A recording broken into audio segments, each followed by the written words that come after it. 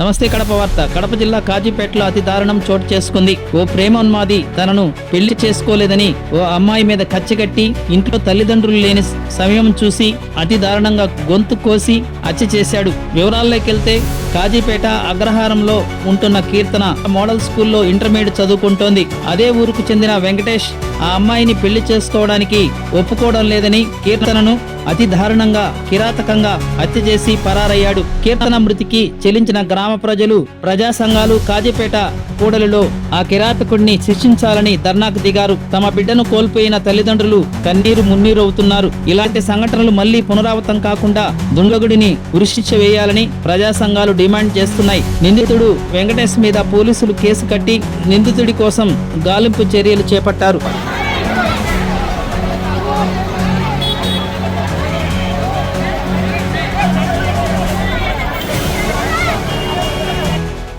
చెప్పింది మా వచ్చినాము వచ్చి అడిగినాం.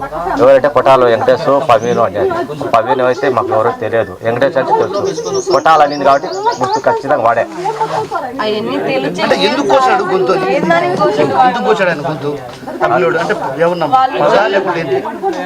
అది అయితే మాకేం తెలియదు సార్. మాకు ఎందుకు వచ్చింది తెలియదు సార్. మాకు ఏమీ తెలియదు సార్. మేము చూసేటప్పుడు రక్తం మరకుల్లో పిల్ల పడిపోయింది. తీసుకొచ్చుకున్నాం సార్. తీసుకొచ్చుకుని దారిలో చదువుకున్నాం సార్.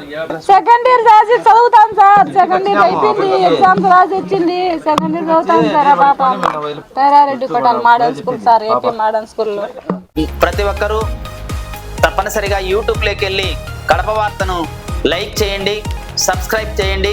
ఇట్లు మీ జి రమణయ్య, ఎడిటర్, కడప వార్త.